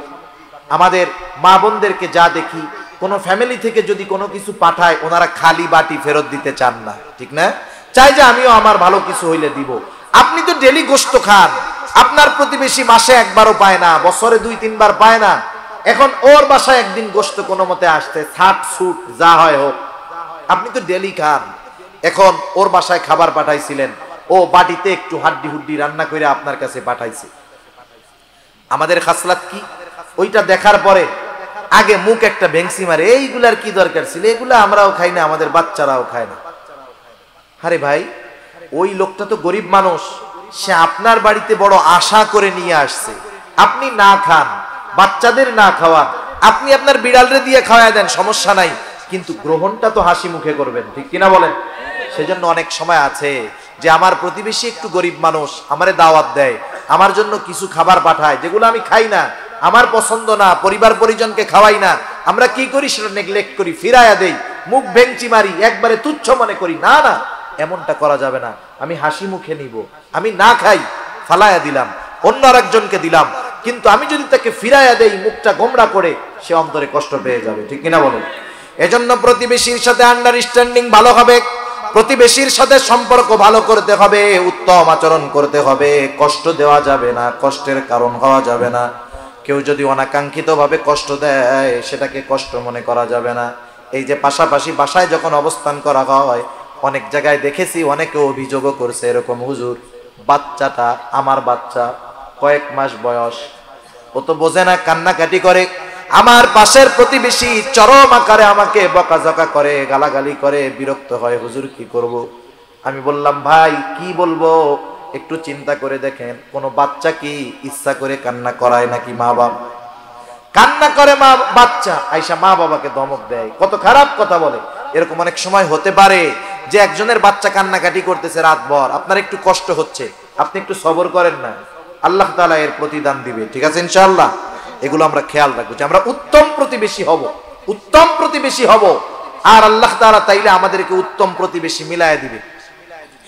3 নাম্বার নবীজি বলেন, 4 নাম্বার নবীজি বলেন, ওয়া আহিব্বা লিন-নাস মা তুহিব্বু লিনাফসিকা তাকুম মুসলিমা। রাসূলুল্লাহ সাল্লাল্লাহু আলাইহি ওয়াসাল্লাম বলেন, তুমি মানুষের জন্য সেটাই পছন্দ করবা যেটা নিজের জন্য পছন্দ করো। তুমি মানুষের জন্য সেইটা পছন্দ করবা যেটা নিজের জন্য পছন্দ করো। এই যে রমজান মাস আসতেছে, বিভিন্ন গ্রুপ অফ ইন্ডাস্ট্রি জাকাত দিবে, জাকাত দিবে না? জাকাত দিবে, জাকাত, জাকাতের শাড়ি, জাকাতের লুঙ্গি ওই ঢাকা থেকে আনবে, এক একজনের একটা লুঙ্গি দিবে, একটা জাকাতের শাড়ি দিবে। মানুষ হুড়োহুড়ি করে আনতে যাবে, আনতে গিয়াও আবার অনেক মানুষ মারাও যাবে, ঠিক কিনা বলেন? এদেশে সব কিছুর দাম আছে, শুধু মানুষের জীবনের দাম নাই। তামাম দুনিয়ায় সব কিছুর দাম আছে, মানুষের জীবনের দাম নাই। ওই যে 25-30 জন প্রতি বছরই এরকম 50-60-100 জন মারা যায়, কিন্তু সিস্টেমের পরিবর্তন নাই। কারণ যারা জাকাত দেয় এরা আল্লাহর জন্য দেয় না, ওরা দেখানোর জন্য দেয়।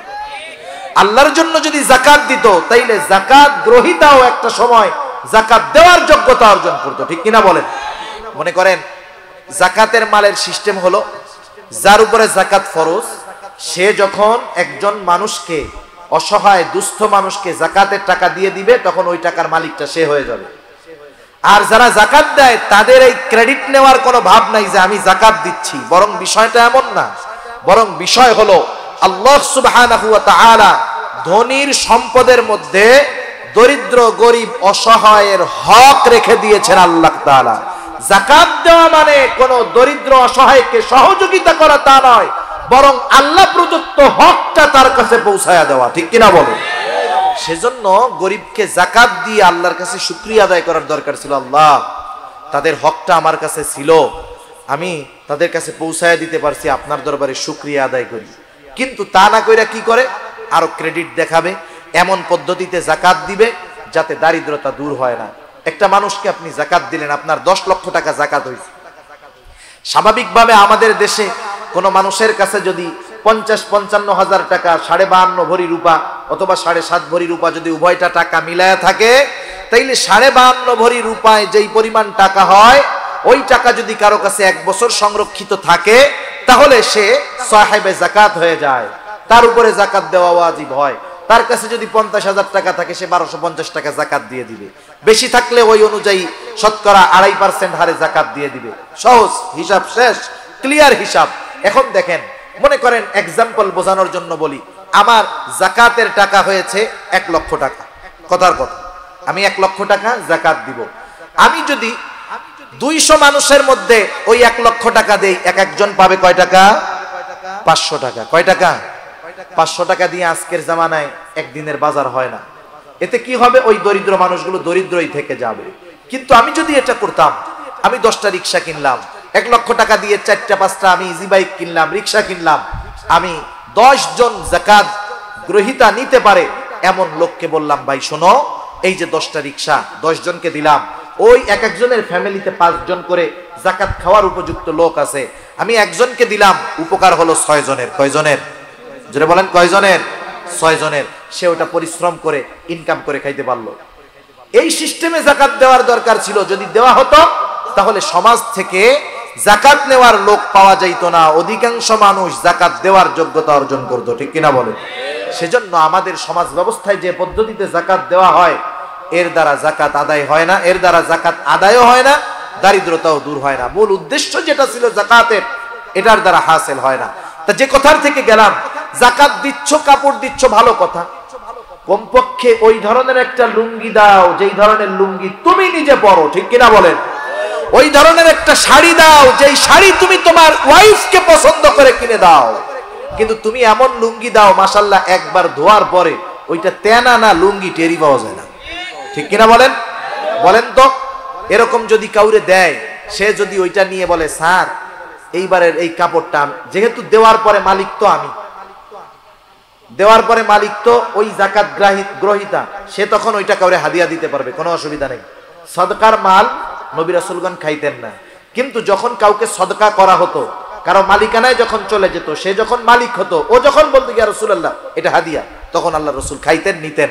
এখন ওইটা তো মালিক হয়ে গেছে, সে গিয়ে যদি বলে যে এখন তো আমি এটার মালিক, এটার হাদিয়া দেওয়ার যোগ্যতা অধিকার আমার আছে, আমি আপনাকে ভালোবাসা এই শাড়িটা আর এই লুঙ্গিটা দিলাম, আপনারা 2 জন পরেন, বলেন তো পরবে? উল্টা থ্রেট দিয়ে কি বলবে, কত বড় সাহস, আমার যাকাতের শাড়ি লুঙ্গি নিয়ে আবার আমারে হাদিয়া দেয়, কত বড় সাহস। এ ধরনের দান সাদকায় কোনো লাভ নাই। এজন্য নবী বলেন, তুমি অপরকে সেটাই দিবা যেটা তুমি নিজে পছন্দ করো। সুবহানাল্লাহ। এজন্য নবীজি বলেন ওয়া আহিব্বা লিন-নাস মা তুহিব্বু লিনাফসিক, তুমি নিজের জন্য যেটা পছন্দ করো, মানুষের জন্য সেটা পছন্দ করবা। তুমি পছন্দ করো মানুষ তোমাকে সালাম দিবে, তাইলে তুমি কি করবা? তুমিও মানুষকে সালাম দিবা। তুমি চাও কেউ তোমাকে কষ্ট না দিক, তাইলে তুমিও মানুষকে কষ্ট দিবা না। তুমি চাও মানুষ তোমার সাথে ভালো ব্যবহার করুক, তাইলে তুমিও মানুষের সাথে ভালো ব্যবহার করবা। সেজন্য নবী বলেন, ও আবু হুরায়রা, ওয়া আহিব্বা লিন-নাস, মানুষের জন্য তুমি সেটাই পছন্দ করবা, মা তুহিব্বু লিনাফসিক, যেটা নিজের জন্য পছন্দ করো। তাহলে কি হবে? তাকুম মুসলিমা, তুমি প্রকৃত মুসলিম হতে পারবা। এরপরে নবীজি বলেন, ওয়ালা তুকসিরিয যিহকা ফা ইন্না কাসরাতায যিহকি তুমিতুল কলব। নবীজি বলেন, ও আবু হুরায়রা, ওয়ালা তুকসিরিয যিহকা, অতিরিক্ত হাসি হাসবা না। অতিরিক্ত হাসি হাসবা না, কারণ অতিরিক্ত হাসি অন্তরকে মৃত বানায় দেয়। আল্লাহ তাআলা কোরআনুল কারীমের মধ্যে বলেন, ফালইয়াদহাকু কলিলান ওয়ালইয়াবকু কাসীরা। আল্লাহ রাব্বুল আলামিন বলতেছেন, ফালইয়াদহাকু কলিলা, হাসো কম কাঁদো বেশি, কারণ এই জিন্দেগিটা খুব সংক্ষিপ্ত। আমার আগে হযরত বলতেছিলেন যে এই হায়াতটা বড় সংক্ষিপ্ত, বড় সংক্ষিপ্ত। কত সংক্ষিপ্ত এটা মৃত্যুর পরে টের পাওয়া যাবে। এই সংক্ষিপ্ত জীবনে অতিরিক্ত হাসি ফুর্তি আড্ডাবাজি করে অনন্তকালের যেই পাথেয় সেগুলাকে সংরক্ষণ না করে, সংগ্রহ না করে আমরা এই দুনিয়ার হাসি খুশি ঠাট্টা মশকরা কৌতুকের মধ্যে আমরা যে জড়ায় যাচ্ছি, আমরা যদি মৃত্যু থেকে নিয়ে পরকালীন জীবনের ভয়াবহতা অনুধাবন করতাম, বুঝতাম, দুনিয়ার মানুষ হাসি করা ভুলে যাইতো। ঠিক কিনা বলেন? দুনিয়ার মানুষ হাসা ভুলে যাইতো। দেখেন সাহাবায়ে কেরাম কান্নাকাটি করতেন, কি পরিমাণ কান্নাকাটি করতেন। জান্নাতের সুসংবাদ পাওয়ার পরেও তারা কান্নাকাটি করতেন। আমি একটা ঘটনা বলে আলোচনা শেষ করে দিব, 5-7 মিনিট আর বেশি না। হযরত ওসমান রাদিয়াল্লাহু তাআলা আন, নাম শুনছেন না আপনারা? রাসূল আকরাম সাল্লাল্লাহু আলাইহি ওয়াসাল্লাম হযরত ওসমান রাদিয়াল্লাহু তাআলা আনহুর সাথে ওনার দুটো কন্যা বিবাহ দিয়েছেন। প্রথম জন মারা যাওয়ার পরে দ্বিতীয় জন দিলেন, দ্বিতীয় জনও মারা গেছে। এখন নবীজির আর অবিবাহিত কোনো কন্যা নাই। নবীজি বললেন, ও ওসমান, আমার তো আর কোনো কন্যা অবিবাহিত নাই, যদি আমার আরো একটা কন্যা থাকতো তোমার সাথে আমি তাকে বিবাহ দিয়ে দিতাম। এই হযরতে ওসমান রাদিয়াল্লাহু তাআলা আনহুর ব্যাপারে নবীজি কি বলেন? মক্কা থেকে যখন মদিনায় সাহাবারা গেল, মুসলমানদের সাথে ইহুদিদের হিংসাত্মক মনোভাব, তারা মুসলমানদেরকে কষ্ট দিত। মদিনার ভিতরে কয়েকটা কূপ ছিল, কুয়া ছিল, চিনেন নাকি আপনারা? কোন জায়গায় বলে ইদারা, বলে না, অনেক গর্ত থেকে পানি উঠায়। টিউবওয়েলে দেখবেন এক জায়গায় পানি উঠাইছে, পানিটা এক পাশে খুব সুন্দর, পাশেই আর এক জায়গায় উঠাইছে, এত আয়রন আর্সেনিক, খাওয়াই যায় না, গন্ধ হয় কি হয় না? মদিনার বুকে এরকম কয়েকটা কুয়া ছিল। সবগুলা কুয়ার পানি ছিল লবণাক্ত, পান করার জন্য অনুপযুক্ত। আরেকটা কুয়া ছিল মিষ্টি পানির কুয়া, পানের জন্য উপযুক্ত। কিন্তু কুয়াটার মালিক ছিল একজন ইহুদি। সে সবাইকে পানি নিতে দিত, কিন্তু মুসলমানদেরকে পানি নিতে দিত না। বিভিন্ন রকমের টাল বাহানা করত, কষ্ট দিত। পানি কিন্তু জটিল এক জিনিস। পানি যদি দেহে যদি পানি শূন্যতা দেখা দেয়, হরেক রকমের রোগ দেখা দিতে পারে। অনেক সময় দেখবেন এক জায়গায় একজন মানুষ চট্টগ্রামের পানি খেয়ে অভ্যস্ত, সিলেট যাইয়া কয়েকদিন পানি খাইছে, পেটের অবস্থা খারাপ, হয় কি হয় না? সেজন্য পানির কষ্ট মুসলমানদের, ইহুদিরা ঠিকমতো পানি দেয় না। রাসূল আকরাম সাল্লাল্লাহু আলাইহি ওয়াসাল্লামের কাছে বলা হলো, ইয়া রাসূলুল্লাহ, পানির বড় কষ্ট, ইহুদি আমাদেরকে ঠিকমতো পানি দেয় না, পানি পান করার পানি পাই না। রাসূল আকরাম সাল্লাল্লাহু আলাইহি ওয়াসাল্লাম সাহাবাদের কষ্ট দেখে বললেন, তোমাদের মধ্যে কে আছো ইহুদির কাছ থেকে কুয়াটা ক্রয় করে কিনে মুসলমানদের পানির কষ্ট দূর করে দিবা? কে আছো? কে আছো এই কাজ করবা? নবীজি ঘোষণা দিয়ে দিয়েছেন। আর সবাই জানে আল্লাহর রাসূল যখন কোনো কথা বলেন, যখন কোনো আদেশ করেন, কিছু বলেন, সাহাবারা তাদের জীবন দিয়ে হলেও সেই আদেশ পালন করার চেষ্টা করে। ঠিক কিনা বলুন? ইহুদির কাছে খবর গেছে, ইহুদি বুঝতে পারছে কাম সারা, এইবার আমার এই কুয়া আমি 10 গুণ দাম দিয়ে বিক্রয় করতে পারবো, তারও বেশি দিয়ে পারবো, কারণ মুহাম্মাদের অনুসারী এই কুয়ার যা দাম বলবো ওরা সেটা দিয়ে কিনবে। অনেকে আশা করে গেছে, মনে করেন কুয়ার দাম 10,000 টাকা, একজন নিয়ে গেছে 20,000। কুয়াটা বেচবা? হ্যাঁ বেচবো। কত দিবা? 20,000। আরে মিয়া, এই মাল কি 20,000 নাকি? কারণ কিছু কিছু সময় ডিমান্ড যখন বাড়ে, চাহিদা যখন বাড়ে, ডিমান্ড যখন বাড়ে, 2 টাকার জিনিসও 20 টাকা হয়ে যায়। ঠিক কিনা বলেন? এই যে করোনা যখন শুরুতে আসছে, শুরুতে করোনা যখন আসছে তখন খালি একই বিজ্ঞাপন, করোনা থেকে বাঁচতে হাত ধন, 3 ফিট দূরে থাকেন আর মাস্ক লাগান, এটা আপনাকে করোনা থেকে সুরক্ষা দিবে। মানে এই প্রচারণা যেই চলতেছে, অনেক ফার্মেসির দোকানে মাস্কের ডিব্বা বছরের পর বছর পয়রা রাখছে, একটাও বিক্রয় হয় নাই, ইঁদুরে খেয়া ফেলছে। ওই মাস্কগুলাও এখন বেচার রাস্তা হয়ে গেছে, ঠিক কিনা বলেন? ওই সময় করোনার আগে আমিও মাস্ক ব্যবহার করতাম মাঝে মধ্যে। ওই মাস্কের এক একটা বান্ডিলে 50টা থাকতো, 30 টাকা, 35 টাকা, 40 টাকা, 50 টাকা দিয়ে এক একটা বান্ডিল কেনা যাইতো, উন্নত মানের জিনিস দিয়ে বানানো। এখন যেগুলো বাজারে পাওয়া যায় যে সার্জিক্যাল মাস্ক, ওগুলা একেবারে লো কোয়ালিটির জিনিস দিয়ে বানানো, কিন্তু ওই সময়ের গুলো হাই কোয়ালিটির ছিল। এই তো বাজারে বিক্রয় হয়তো 2 টাকা করে পিস সর্বোচ্চ। ওই মাস্কও বাজারে শর্ট পড়ে গেছে, 30, 40, 50 টাকা দিয়ে একটা মাস্ক কেনা লাগছে, ঠিক কিনা বলেন? এইবার ইহুদি চিন্তা করেছে, পেয়ে গেছি সুযোগ।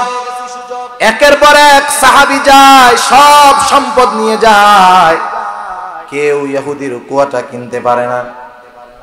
হযরত ওসমান গনি রাদিয়াল্লাহু তাআলা আনহুর কাছে খবর পৌঁছাইলো যে আল্লাহর রাসূল এমন কথা বলেছে, আর ইহুদি কুয়ার দাম বেশি চাইতেছে।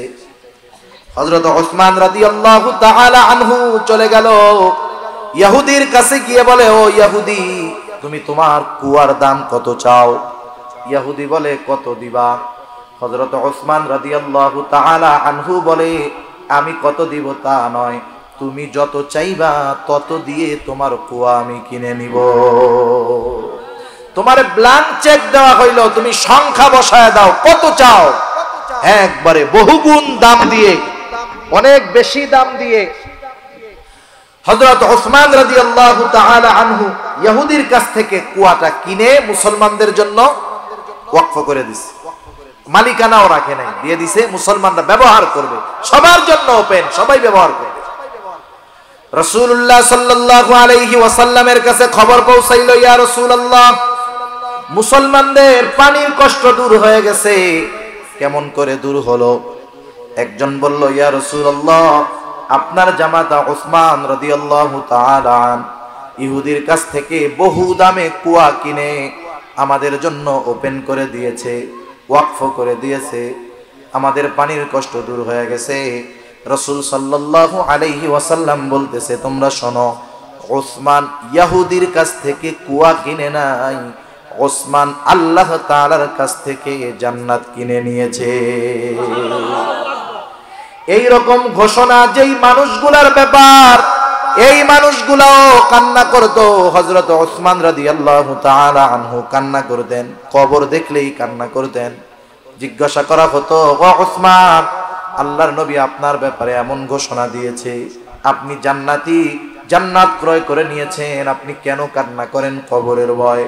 হযরত ওসমান রাদিয়াল্লাহু তাআলা আনহু বলতেন, শোনো, নবীজি আমাকে জান্নাতের নিশ্চয়তা দিয়েছেন, ঠিক আছে, কিন্তু এই কবরে আমার মধ্যে আমার সাথে কেমন আচরণ করা হবে এই ব্যাপারে কোনো নিশ্চয়তা নবী আমাকে দেন নাই।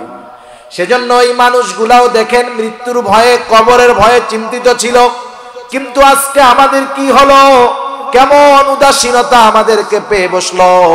অট্ট হাসি, ঠাট্টা, মশকরা, এমনি তো চলে কৌতুক, মোবাইলে আছে, টেলিভিশনে আছে, আবার এখন আমরা হাসি কৌতুকের জন্য মাঝে মাঝে হুজুরও দাওয়াত করি, আছে না নাই? আরে এই হুজুরের ওয়াজ চলে, হুজুর বেটা হাসাইতেই পারে নাই। হাসি কৌতুক, মিথ্যা কথা বলে হাসাবে, একটু মজা করাবে, এই ধরনের হুজুর দাওয়াত দিয়ে আমরা হাসার জন্য হুজুর আনি, অনেকে আনেন অনেক জায়গায়। এগুলা যারা ওই ধরনের আয়োজন করে ওরাও খেয়ানতকারী, যারা আমার মতো এখানে এসে বসে মানুষদের মনোরঞ্জন করার জন্য মিথ্যা বলে, কৌতুক বলে হাসায়, ওরাও আমানতের খেয়ানতকারী, ঠিক কিনা বল? সেজন্য নিজের জীবনের কথা চিন্তা করেন। আজকে মৃত্যুবরণ করেন, রাতে মারা যান, এত সুন্দর বাড়ি গাড়ি রেখে গেছেন, এই রাতটাও আপনাকে আপনার পরিবার ঘরে থাকতে দিবে না। সাথে সাথে ফোন দিয়া মুয়াজ্জিন সাহেব, ইমাম সাহেবরে বলবে যে আরে ভাই তাড়াতাড়ি আসেন, গোসল করাবেন সকালে, কিন্তু এখনই বাইর করে রাখেন, পোলাপান ঘুমাইতে পারতেছে না। এটাই জীবন, এটাই বাস্তবতা, ঠিক কিনা বলেন? তাহলে এই জীবনে এত হেসে, এত হাসি ঠাট্টা করে কেন আমরা জীবনের সময়গুলো নষ্ট করতেছি? কেন অন্তরটাকে মৃত বানায় ফেলতেছি? আমরা হাস্যরস আছে, এটার মধ্যে সীমাবদ্ধতা আছে। আল্লাহ রাসূল সাল্লাল্লাহু আলাইহি ওয়াসাল্লাম হেসেছেন। আপনি মিথ্যা বলে কাউকে হাসানো, এটা শরীয়তে বৈধ নয়। অধিকাংশ ক্ষেত্রে আমরা যা দেখি, শুনি, যতটুকু বুঝতেছি, এই হাসাহাসি যত কাণ্ড আছে অধিকাংশ ক্ষেত্রে মিথ্যা দিয়ে হাসানো হয়। এখান থেকে তো মিথ্যা বর্জনের শিক্ষা দেওয়ার কথা ছিল, কিন্তু এখান থেকেই যদি মিথ্যা বলে হাসানো হয় তাহলে মানুষ কি করবে? সেজন্য শরীয়তের মধ্যে বৈধতার মধ্যে থেকে হাস্যরস অবৈধ নয়। আর হাসির ক্ষেত্রে আমরা খেয়াল করব, ওই যে দৈত্যর মতো হা হা হা করে হাসবো না। হাসির সুন্নাত আছে না নাই? আল্লাহ রাসূল সাল্লাল্লাহু আলাইহি ওয়াসাল্লাম মুচকি হাসি হাসতেন। কি হাসি হাসতেন? মুচকি হাসি। সেজন্য হাসার ক্ষেত্রেও লিমিটেশন আছে। মুমিনের হাসাটাও হবে ইবাদত, মুমিনের কথাটাও হবে ইবাদত, ঠিক কিনা বলেন? সেজন্য আমরা আমাদের বিষয়গুলো খেয়াল রাখবো। অতিরঞ্জিত হাসাহাসি করব না, এতে আল্লাহর নবী বলেন কি হবে? কলব মারা যাবে। আর মৃত কলব ইবাদতের মজা পায় না, মৃত কলব ইবাদতে মজা পায় না। সেজন্য আল্লাহর নবীর নসিহতগুলো খেয়াল করব। একটু শোনেন। এক নাম্বার, আমরা যদি সবচাইতে বড় আবেদ হতে চাই আমাদেরকে গুনাহ ছাড়তে হবে।